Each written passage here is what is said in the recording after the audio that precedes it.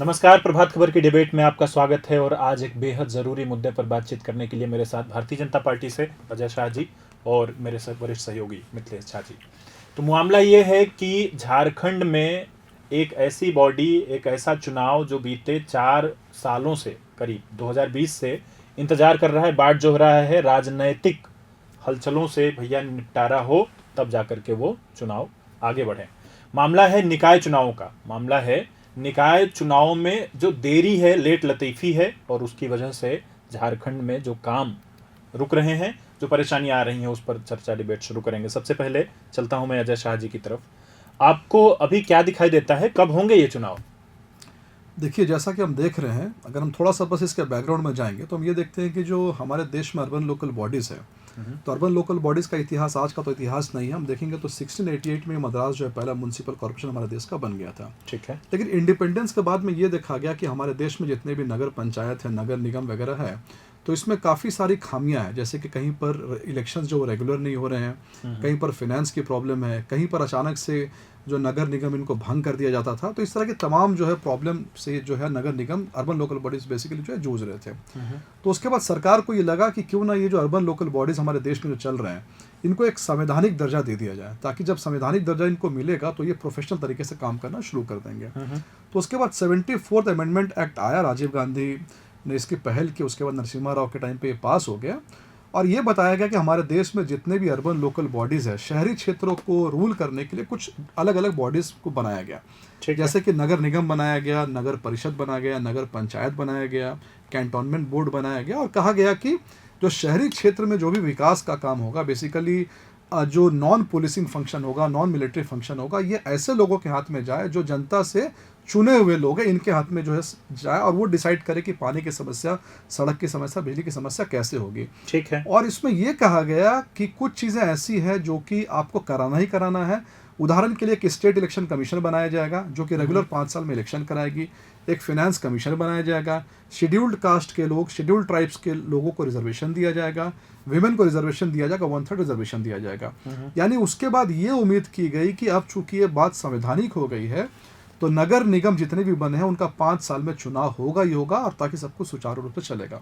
अब हम झारखंड पे आते हैं। झारखंड में अगर हम देखेंगे तो 2020 के आसपास यहाँ के कई सारे नगर परिषद का टर्म जो है पूरा हो गया, यानी 2020 में कायदे से उनका चुनाव जो है होना था।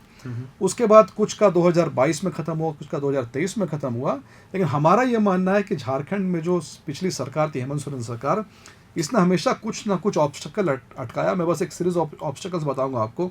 सबसे पहले इन्होंने ये कहा कि यहाँ पर कोविड चल रहा, चुनाव जो यहाँ पर नहीं हो सकता है। ठीक है, चलिए कोविड जो एक टाइम पे आकर खत्म हो गया।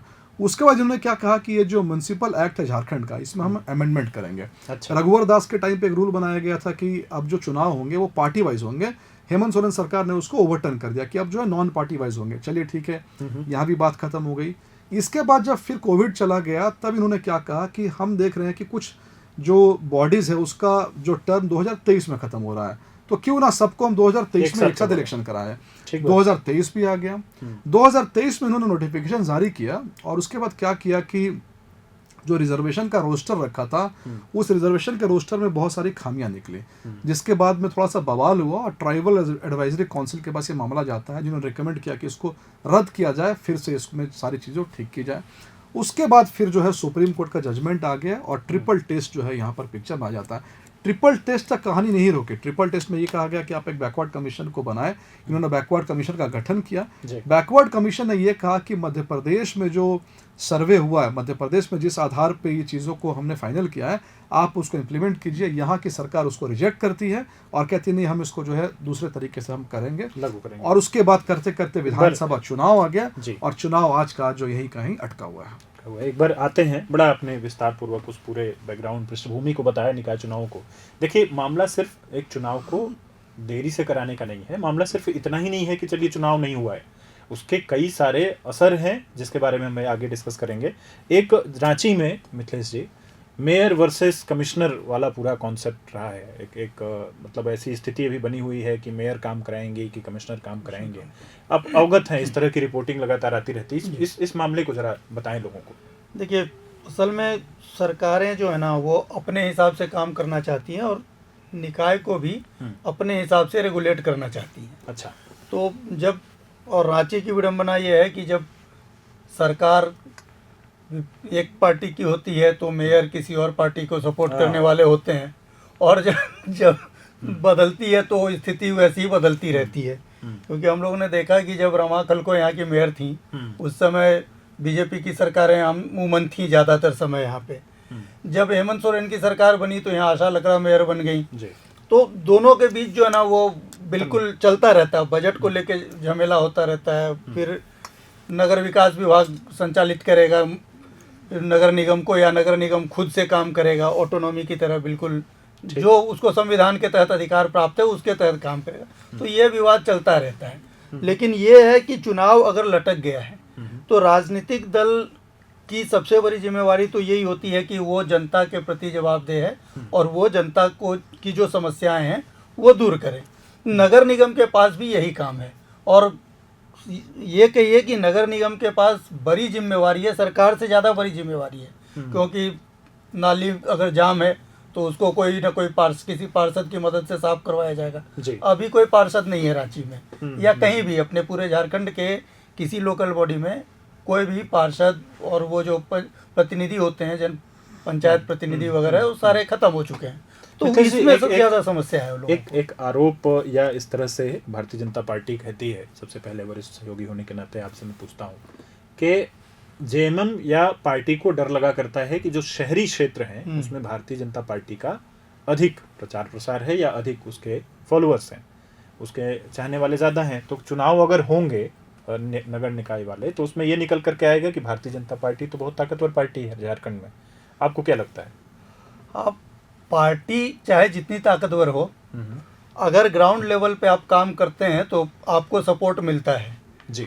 और वो हम लोगों ने लोकसभा चुनाव में देखा कि जेएमएम को, कांग्रेस को बीजेपी से अप्रत्याशित रूप से ज़्यादा सफलता मिली। हालांकि सीटें लोकसभा में बीजेपी की थोड़ी ज़्यादा रही, लेकिन बहुत ज़्यादा डेंट लगा था उनको। 12 सीट से वो 8 सीट पे आ गई और एक मिला था आजसू को। तो और इधर जेएमएम और कांग्रेस ने मिलके इस बार 5 सीटें जीत ली जी, जिनके पास 2 सीटें थी, यानी कि 100% से ज़्यादा का उनका ग्रोथ रहा। उसके बावजूद अगर किसी पार्टी को ये डर लगे कि शहरी क्षेत्र में कोई मेरा विपक्षी पार्टी है तो हम उस चुनाव को ही ना होने दें, ये बड़ा एक विडंबना वाली बात है। और दूसरी बात, एक चीज़ और मैं कहूँगा कि जब उद्देश्य यही है कि जनता की सेवा करना है, जो भी पार्षद आएगा उसको बिजली सड़क पानी का काम करना है, मेयर को ये देखना है कि शहर कितना साफ सुथरा और कितना विकसित हो, तो चाहे जिस पार्टी की बने आपस में मिलके करना चाहिए। और चुनाव को तो कम से कम नहीं रोकना चाहिए। जो संवैधानिक चीज़ें हैं, आप एक तरफ तो आरोप लगाते हैं कि भाई संविधान को तोड़ा मरोड़ा जा रहा है, बदला जा रहा है, दूसरी तरफ आप संवैधानिक ढांचे में रहते हुए संविधान के तहत जो चीज़ें दी गई हैं, और इवन अब तो कोर्ट का आदेश है, हाई कोर्ट का आदेश आ चुका है कि आपको जल्द से जल्द चुनाव कराना चाहिए, फिर भी रुक रहा है, तो ये सही चीज़ नहीं है। चुनाव समय पे हो जाना चाहिए चुनाव। एक बार आते हैं अजय जी की तरफ। अजय जी, आपने पूरी पृष्ठभूमि एक बताई, आपने उसको शुरुआती दौर से लेकर के अभी तक निकाय चुनाव के उद्देश्यों को भी साफ साफ बताया। अब आते हैं जरा 2024 पर। जनवरी 2024 में एकल पीठ ने कह दिया था झारखंड कोर्ट के कि आपको 3 सप्ताह के भीतर अधिसूचना जारी कर देनी है। उसके उस फैसले के विरुद्ध में जाकर के याचिका दायर की राज्य सरकार ने। उस राज्य सरकार की याचिका को खंडपीठ ने सुना, अगस्त में उसकी सुनवाई पूरी हुई और सितंबर में उस पर भी आया कि नहीं, एकल पीठ जो कह रही है वो ठीक कह रही है, उसमें कोई परेशानी की बात नहीं है, तो यहाँ पे चुनाव करवा लेने चाहिए। लेकिन अब सितंबर के बाद से अभी तक तो भारतीय जनता पार्टी का टेक क्या है? भारतीय जनता पार्टी क्या चाहती है? जी बिल्कुल। देखिए, मुझे तो कभी कभी लगता है कि जो हमारे जो संविधान बनाने लोग थे, मतलब वो इतने विजनरी थे कि उन्होंने देख लिया था कि जब भी सरकार काम नहीं करेगी तो इस वैक्यूम को भरने के लिए जुडिशरी जो पिक्चर में आती है। अगर झारखंड का पर्टिकुलर कॉन्टेक्स्ट देखेंगे तो सिर्फ नगर निकाय चुनाव की बात नहीं है। यहाँ पर मेजर जितने भी रिफॉर्म्स हुए हैं, लगभग सारे रिफॉर्म्स में जो मतलब ठीक से काम हुआ है वो कहीं ना कहीं हाईकोर्ट के डायरेक्शन में हुआ है। यहाँ पर अगर हम बात करें तो देखिए, जो मैंने आपको 74th अमेंडमेंट का जिक्र किया, 74th अमेंडमेंट में साफ साफ था कि शेड्यूल्ड कास्ट और शेड्यूल्ड ट्राइब, इनको रिजर्वेशन कितना देना, जितना उनका पॉपुलेशन उसके अकॉर्डिंग आपको रिजर्वेशन दे देना है, और विमेन को 1/3 का रिजर्वेशन आपको दे देना है। बैकवर्ड क्लासेस को जो रिजर्वेशन देना है ये उन्होंने स्टेट गवर्नमेंट के ऊपर में छोड़ दिया। अब सुप्रीम कोर्ट ने जो ट्रिपल टेस्ट दिया, ट्रिपल टेस्ट में सुप्रीम कोर्ट ने ये कहा कि सबसे पहला तो आप एक बैकवर्ड कमीशन बनाइए, ताकि backward commission empirical data collect करेगा और वो डिसाइड करेगा सेकेंड स्टेप में कि कितना रिजर्वेशन देना है। और तीसरी चीज़ जो है ये 50% के सीलिंग से पार ये नहीं करना चाहिए। ठीक है। लेकिन सुप्रीम कोर्ट ने ये कहीं नहीं कहा कि आपको जो है बिना ट्रिपल टेस्ट के इलेक्शन नहीं कराना है। सुप्रीम कोर्ट का ये कहना है कि आपको अगर बैकवर्ड क्लासेस को रिजर्वेशन देना है तो आप ट्रिपल टेस्ट जरूर कराइए, वरना आप इसके बिना भी चुनाव करा सकते हैं। तो अगर कोई भी सरकार ट्रिपल टेस्ट करा ही नहीं पा रही है तो सबसे पहले तो उसको इलेक्शंस कराने चाहिए। जैसे कि मान लीजिए कि अगर हम बैकवर्ड क्लासेस को रिजर्वेशन देंगे और बैकवर्ड क्लासेस से 100 प्रतिनिधि चुनकर आने वाले हैं और आप इलेक्शन ही नहीं करा रहे हैं तो 100 क्या कोई भी प्रतिनिधि चुनकर जो है नहीं आ रहा है। और हम यहाँ पर बार बार कह रहे हैं कि ट्रिपल टेस्ट में जो हम गवर्नमेंट ऑफ झारखंड जो है उनका लिथार्जिक एटीट्यूड आप इस बात से देख सकते हैं कि जब हाईकोर्ट कहता है कि आप चुनाव कराइए तब ये कहते हैं कि हम बैकवर्ड कमीशन बना रहे हैं, फिर हाईकोर्ट कहता है तब ये बैकवर्ड कमीशन के अध्यक्ष को नियुक्त कर रहे हैं, फिर हाईकोर्ट कहता है तो ये फिर बैकवर्ड कमीशन को भेजेंगे मध्य प्रदेश, वहाँ से स्टडी करके लाइए। आप ये बताइए मुझे कि आप ये कह रहे हैं कि हम बैकवर्ड कमीशन जो है झारखंड का, उन्होंने कहा कि मध्य प्रदेश जैसा मॉडल अपनाए और आपने उसको रिजेक्ट कर दिया, तो आपने उनको मध्य प्रदेश भेजा ही क्यों था? तो इसका मतलब साफ साफ ये है कि हमारा आरोप ये है कि जो झारखंड सरकार है वो किसी ना किसी तरीके से डिले पे डिले करके चीज़ों को खींच रही है। और 74th अमेंडमेंट हुआ इसलिए था कि लोग 5 साल से ज़्यादा नहीं खींचे, और वही हो रहा है। यानी अमेंडमेंट से पहले जो चीज़ें होती थी वही हमें यहाँ पर देखने को मिल रहा है, और ये होना जो है जनता के लिए बिल्कुल सही नहीं है। इस वाले मुद्दे पर आएंगे कि जनता के लिए क्या क्या चुनौतियां हैं, अगर चुनाव नहीं होते हैं तो कहाँ कहाँ क्या क्या नुकसान होता है। एक बार चलते हैं इस ट्रिपल टेस्ट पे, आते हैं मिथिलेश जी की तरफ। मिथिलेश जी, ट्रिपल टेस्ट का आशय बहुत आसान शब्दों में यह है कि ज़िलों में पिछड़ा वर्ग की जो आबादी है उसको नापा जाएगा, गिना जाएगा, वो एक जनगणना होगी और उस जनगणना के आधार पर जो रिजर्वेशन है उसको तय करके तब वो चुनाव में जाना चाहते हैं। लेकिन इस चीज़ के बगैर, और ये अभी होते हुए दिखाई नहीं दे रहा है, आखिर कब तक ये पूरी प्रक्रिया को माना जाए? कितना वक्त लगने का क्या असर है आपको? पहले शुरू तो हो, प्रक्रिया शुरू तो हो। जब प्रक्रिया शुरू होगी जनगणना की, या सरकार जब राज्य सरकार अपने स्तर से जनगणना कराएगी पिछड़ा वर्ग की, उसके बाद ही कोई चीज़ उसका कोई डेडलाइन तय हो पाएगा। ठीक है। तो अभी तो शुरुआत ही नहीं हुई है इस चीज़। तो ऐसे में फिर कब तक ये हो पाएंगे चुनाव? तो बड़ा अनिश्चित जैसा हो गया। ये अभी भी अनिश्चय की स्थिति है और इसके बारे में कोई सरकार ही कोई जवाब दे पाएगी। लेकिन ऐसा नहीं है कि ये सिर्फ अपने यहाँ हुआ है। कुछ समय के लिए मध्य प्रदेश को, महाराष्ट्र को और कर्नाटक को, तीनों जगह पे सुप्रीम कोर्ट के आदेश के बाद ये इस समस्या का सामना करना पड़ा था। अच्छा। तो सुप्रीम कोर्ट का जो आदेश है वो 2022 का आदेश है, और उसके बाद इन तीनों राज्यों ने अपने अपने यहाँ नियम कानून बना के और जो कुछ भी ट्रिपल टेस्ट करना था वो सारा करके चुनाव करा लिए। ठीक है। तो वहाँ हो गया। लेकिन अपने यहाँ इतने लंबे समय से लंबित है, तो इस विषय में हम तो कुछ नहीं कह सकते, सरकार ही कुछ बताएगी इसके बारे में। सही बात है। और इसके लिए एक चीज और कहेंगे कि अजय जी को ये पूछना चाहेंगे हम लोग, और ये जनता भी पूछना चाहेगी कि इतने दिनों से सरकार कुछ नहीं कर रही है, बीजेपी सिर्फ बयान देगी या फिर सड़क पे भी कभी उतर के मांग करेगी कि जनता के लिए, जनता के द्वारा चुनी हुई सरकार आप दीजिए, उसके लिए कुछ आंदोलन करेगी क्या? ठीक है, अजय जी से ले लेते हैं जवाब। जी बिल्कुल बिल्कुल बिल्कुल। मैं थोड़ा सा आपको थोड़ा सा मॉडिफाई कर दूँ चीज़ों को। देखिए क्या है कि उत्तर प्रदेश में आप देखेंगे तो उत्तर प्रदेश में भी चुनाव में कम से कम हमें कोशिश देखी। मोदी जो योगी सरकार थी उन्होंने एक रैपिड सर्वे टेस्ट जो है वो कराया, लेकिन झारखंड सरकार में ऐसी कोई भी कोशिश जो है वो दिखाई नहीं दे रही है, इसलिए हम जो इसको लेकर के चिंतित हैं। दूसरी बात यह है कि यहाँ पर बात सीधी सी बात है, बात प्रायोरिटी की है। जैसे मान लीजिए रांची है, तो रांची में म्यूनसिपल के पास में जो भी पावर्स होते हैं, मान लीजिए स्ट्रीट लाइट का पावर है, बर्थ सर्टिफिकेट का पावर है, लैंड से रिलेटेड पावर है, काम तो सब कुछ हो ही रहा है, लेकिन मसला ये है कि काम किस तरीके से हो रहा है। वो काम जो करने का तरीका जो है डायरेक्ट अधिकारी कर रहे हैं या फिर चुने हुए जनप्रतिनिधि उस काम को कर रहे हैं। तो जैसे हम लोकतंत्र में जब भी हम बात करते हैं तो हम बात करते हैं एक डायरेक्ट डेमोक्रेसी और एक इनडायरेक्ट डेमोक्रेसी। इनडायरेक्ट में आपने एक प्रतिनिधि को चुन लिया, वो 5 साल तक आपके लिए बिल वगैरह बना रहा है और आप जो है बैठे हुए हैं घर पे। और एक है बिल्कुल ग्रास रूट लेवल की डेमोक्रेसी, लाइक गाँव में ग्राम सभा होता है। अगर आप ध्यान से देखेंगे तो मैं आपको एक चीज़ बताना चाहूँगा कि जो वार्ड काउंसलर्स होते हैं उसको बहुत सारे लोग आप देख जाएंगे शहरों में उसको वार्ड कमिश्नर बोलते हैं। वार्ड कमिश्नर जैसा कोई शब्द नहीं है। काउंसिल का जो मेंबर होता है वो वार्ड काउंसलर है। मैं आपको ये बताना चाह रहा हूँ कि जो काउंसिल से चुने हुए प्रतिनिधि होते हैं वो जनता से इतने करीब होते हैं कि उनके लिए अपने अपने नाम का इनोवेशन हो रखा है। ठीक है। और 1000-1200 के करीब पब्लिक का एक प्रतिनिधि उनके जो है आसपास वो घूमता रहता है और इसलिए बहुत ज़्यादा ज़रूरी है। और जैसा कि मिथिलेश जी ने कहा कि बिल्कुल हम इसके लिए, हमारी इनफैक्ट अभी जब मीटिंग हुई थी तो चुनाव के बाद में जो मीटिंग हुई है जिसमें कि कुछ एजेंडा तैयार हुए हैं कि हम आगे क्या करने वाले हैं, तो उसमें एक नगर निकाय का भी एजेंडा है। हम नगर निकाय के एजेंडा को निसंदेह 2025 में अगर सरकार ने हाईकोर्ट का जो डेडलाइन दिया है उस पर तहत अगर नहीं चले तो हम जो है सड़क से लेकर के सदन तक हम इसको आवाज़ उठाएंगे और हम एक तेज आंदोलन करेंगे कि सरकार जल्द से जल्द जो है नगर निकाय का चुनाव कराए। अच्छा, इसके एक बार इम्प्लीमेंटेशन और इसके प्रभाव पर आते हैं कि चुनाव न होने की स्थिति में क्या चीज़ें खराब हो सकती हैं। एक बहुत साधारण सा जनमानस में बात होती है, सही, आप किसी भी समस्या के लिए तत्काल से उठ करके एमएलए के पास नहीं जा सकते। आदमी विधायक को विधायक मानता है, सांसद जी इतने रीच आउट करने के स्थिति में होते नहीं है, वो आदमी ढूंढे उनको। लेकिन हर व्यक्ति के ना अपने ही लोकेलिटी में एक ऑफिस बना हुआ है पार्षद का, तो अमूमन जो जनहित की समस्याएं होती हैं वो लेकर के लोग वहां तक चले जाते हैं। अब जब वे है ही नहीं, पार्षद है ही नहीं, उस स्थिति में जो लोगों के काम है वो कितने उस पर प्रभाव पड़ सकते हैं। अब उसमें कर रहे होंगे जो ऑफिसर्स हैं, निसंदेह वो कर रहे होंगे, बिल्कुल काम चल रहा है, लेकिन वह ऑफिसर कितनी सारी चीज़ों के लिए जिम्मेदार है।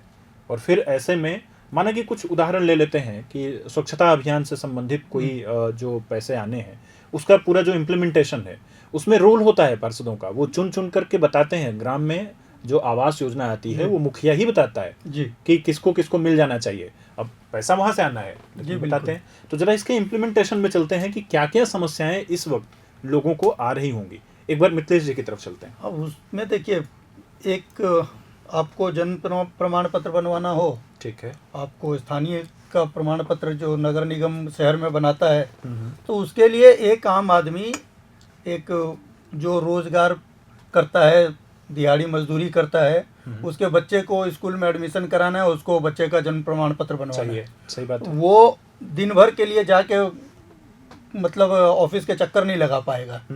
लेकिन वो क्या होता है कि मैंने अपनी आंखों से देखा है कि पार्षद के कार्यालय में बाकायदा बहुत सारे आवेदन आके जमा होते हैं। अच्छा। और वो आवेदन लेके काउंसलर जाते हैं वहाँ और सरकारी अधिकारियों के पास जाके उनका काम करवा के, अगर कोई दिक्कत होती है तो अगले दिन ये आवेदन करने वाला जाके वहीं पूछता है कि भैया मेरा काम हुआ, तो अगला बताते हैं कि नहीं तुम्हारे कागज़ में कुछ कमी है, ये लो इसको ठीक करो अभी। और वो ठीक करवा के फिर ले जाके बनवा के अपने ऑफिस में रखे रहते हैं और वो उनको वहाँ से मिल जाता है। तो ये एक बड़ा आसान सा काम है। लेकिन अगर पार्षद नहीं है पद पे, तो ये पार्षद अगर बहुत नेक इंसान है तो वो अभी भी कर रहा होगा, हाँ। लेकिन अगर वो नहीं करता है तो आपको अपना काम छोड़ के ऑफिस जाना होगा, वो वहाँ पूरी प्रक्रिया समझनी होगी और तब जाके आपका काम कितने दिन में होगा इसके भी ये आपके लिए कोई गारंटी नहीं है, समय लगता है। अजय जी, आपकी तरफ आते हैं, कितने किस्म के ये कमेटियां, उसमें चेयरमैन और इस तरह के पद होते हैं जो इस वक्त है ही नहीं, जो लोग मेयर होते हैं या जो लोग पार्षद होते हैं अभी वो हैं ही नहीं। तो आप जरा इस पर प्रकाश डालिए कि किस किस तरह की चुनौतियां आ सकती हैं। जी बिल्कुल, चुनौतियां, बहुत सारी चुनौतियां। मैं आपको एक छोटा सा एग्जांपल दूंगा। हमेशा एक डिबेट में एक बात आती थी कि जो म्यूनसिपल जो काउंसिल्स या कॉर्पोरेशन नगर पंचायत है उसको जो लोग लीड करते हैं वो लीड कौन से व्यक्ति करते हैं, उनके पास एक्सपर्टीज़ की कमी होती है। जैसे कि अभी मिथिलेश जी ने और आपने भी एक म्यूनसिपल कमिश्नर का एग्जांपल दिया रांची में। तो जनरली जो म्यूनसिपल कॉर्पोरेशन होते हैं जैसे कि रांची है, देवघर है, धनबाद है, तो यहाँ का जो कमिश्नर होता है वो जनरली आईएएस ऑफिसर्स होता है, तो वो तो जनरली एक एक्सपीरियंस वाला आदमी आता है। लेकिन समस्या ज़्यादा है जो नगर पंचायत है, जो नगर परिषद है, वहाँ को जो लीड करता है, पिछले कई सालों से ये देखा जा रहा था कि जनरली गवर्नमेंट जो है पीडब्ल्यूडी या फिर दूसरे डिपार्टमेंट से जूनियर इंजीनियर्स को बोरो करती थी और उसको वो जो है वहाँ का चीफ एग्जीक्यूटिव ऑफिसर बनाती थी। लेकिन 2-3 साल पहले हेमंत सोरेन सरकार में एक नया काडर आया, नगर पालिका काडर आया, और नगर पालिका के को रूल करने के लिए कुछ ऑफिसर्स उठाए गए। और जैसे उदाहरण के लिए चक्रधरपुर नगर परिषद हो गया, चाईबासा नगर परिषद हो गया, इस पे जो लोग अधिकारी पे बैठे हैं वो बिल्कुल फ्रेशली रिक्रूटेड अधिकारी है। अब ऐसा अधिकारी जो कि बहुत फ्रेशली रिक्रूटेड हुआ है और वो पूरे के पूरे शहर को लीड कर रहा है, तो जाहिर सी बात उस अधिकारी के सामने कई सारी समस्या आनी है। एक हाउस का चयन करना है, किसको आवास योजना मिलना है, किसको टॉयलेट मिलना है, किसका जन्म प्रमाण पत्र बनना है। और यहाँ पर बहुत सारे मिसयूज होने के चांसेस होते हैं, जो फर्जी दस्तावेज बन जाते हैं, क्योंकि लोकल लोग नहीं हैं, अधिकारी के हाथ में सब कुछ है, तो फर्जी दस्तावेज बन जाते हैं। इसके अलावा एक बहुत बड़ा नुकसान यहाँ पर यह है कि मैंने आपको जैसा बताया कि ये जो बॉडीज़ होती है, इन बॉडीज़ में रिजर्वेशन का प्रावधान होता है। यानी कि रिजर्वेशन है, शेड्यूल्ड कास्ट के लोग आके चेयरमैन बनेंगे, शेड्यूल्ड ट्राइब के लोग चेयरमैन बनेंगे, महिलाएं 1/3 महिलाएं होती हैं, यानी 1/3 महिलाएं जो है, और इन्हीं में से एक आदमी निकल के कल को एमएलए बनता है, एमपी बनता है, चीफ मिनिस्टर बनता है। आप उदाहरण देखिए, महाराष्ट्र के जो अभी चीफ मिनिस्टर है वो एक समय में नागपुर के मेयर थे। राइट। यानी कि जो लोकल अर्बन लोकल बॉडीज है, ये एक लीडरशिप का पूल है, जो जब आप पहली बार बनते हैं तो आप लोगों से इंटरेक्ट करते हैं, खामियों को समझते हैं, जनता के नब्ज को टटोलते हैं। यानी कि ये नुकसान इसका जो है बहुत ज़्यादा है। अकाउंटेबिलिटी मिसिंग है, फ्यूचर के लीडर्स पूल जो है वो मिस हो रहे हैं, इसका मिसयूज हो रहा है, गलत हो सकता है, नॉन बेनिफिशियरी जो है उनके खातों में पैसे चले जा रहे हैं या फिर स्कीम चले जा रही है, तो इसका नुकसान बहुत ज़्यादा है। और इसलिए ये हमें समझना होगा कि ये मैटर बहुत सीरियस है और हमें जल्द से जल्द चुनाव को कराने की पहल करनी चुनाव की पड़ेगी। तरफ जाना होगा। एक बार मिथिलेश जी की तरफ चलते हैं। मिथिलेश जी, हाल फिलहाल कोई सुगबुगाहट है? अभी क्या है खबरें? नहीं, अभी वैसी कोई सुगबुगाहट नहीं है। कोर्ट के आदेश के बाद सरकार ने कहा था यही कि हम कराएंगे, जनगणना कराएंगे, पहले नंबर्स पता कर ले लोगों का, अच्छा। उसके बाद फिर आगे बढ़ेंगे। तो अब अभी तो वैसा मेरी नज़र में नहीं आया है कि सरकार उस तरफ जा रही है। लेकिन हाँ, ये कहा गया है कि नगर निकाय के चुनाव जल्दी कराए जाएंगे। ये राज्यपाल ने अपने अभिभाषण में पढ़ा है। अच्छा। तो चूंकि सरकार का का ही वक्तव्य पढ़ते हैं वो, जी। तो ये एक संकेत है कि चुनाव कराए जाएंगे, लेकिन समय सीमा उसमें नहीं बताई गई है कि कब तक करा लेंगे। ठीक है, एक बार अजय जी से आखिरी कमेंट ले लेते हैं। तो भारतीय जनता पार्टी ने कितनी कमर कस ली है इस चुनाव के लिए? क्या क्या चीजें तैयार बिल्कुल बिल्कुल हम बिल्कुल तैयार हैं। और हम जो है, अगर आप डेटा भी देखेंगे तो जितनी भी अर्बन लोकल बॉडीज जो डिसॉल्व हो चुके हैं, उसमें ज़्यादातर जो अर्बन लोकल बॉडीज़ के मेयर है, डिप्टी मेयर है, चेयरमैन है, उस पर भारतीय जनता पार्टी जो है उसमें उसके लीडर जो है काफ़ी डोमिनेटेड है। एक बस और मैं एक चीज़ ऐड करना चाहूँगा, जैसे कि कई सारे सोशल वर्कर्स होते हैं जिनको कि इन्वायरमेंट का बहुत नॉलेज है या फिर ट्रैफिक का बहुत नॉलेज है। ऐसे लोगों को सिस्टम में लाने का सबसे बड़ा तरीका अर्बन लोकल बॉडीज़ ही है। जो वार्ड पार्षद जितने चुने जाते हैं, सरकार के पास ये पावर होती है कि कोई अगर इन्वायरमेंट से जुड़ा हुआ आदमी है, ट्रैफिक से जुड़ा हुआ आदमी, तो डायरेक्टली उसको जो है वो कमेटी का सदस्य बना सकती है। ठीक है। जिनसे उनका एक्सपर्टीज़ जो है गवर्नमेंट को मिलता है और उनका जो एक्सपर्टीज़ है वो सिस्टम में इंटीग्रेट हो जाता है। तो इलेक्शंस नहीं होने के कारण ये भी चीज़ कम्प्लीटली मिसिंग है और इसका नुकसान देखने को भी मिल रहा है। अभी आपने हाल फिलहाल में देखा होगा कि रांची में 10,000 स्ट्रीट लाइट जो है वो ख़राब पड़ी हुई है। स्ट्रीट लाइट्स ख़राब होने से एक्सीडेंट्स के चांसेस हैं, जो पॉक्सो के रिलेटेड केसेस है उसके भी चांसेस बहुत ज़्यादा होते हैं। तो जो परिणाम है वो काफ़ी फोर साइड को देखा जाना चाहिए और जल्द से जल्द चुनाव जो होने चाहिए। अब प्रभात खबर पे नया साल की तरफ हम लोग जा रहे हैं 2025 में, और कई बड़े बदलाव भी आपको प्रभात खबर के पूरे कामकाज में दिखाई देंगे, जिसमें जनता की भागीदारी को बहुत ज़्यादा सुनिश्चित किया जा रहा है, न केवल अखबार में, साथ साथ में उसके डिजिटल विंग में भी। प्रभातखबर.com, विश्वास वही, रफ्तार नहीं।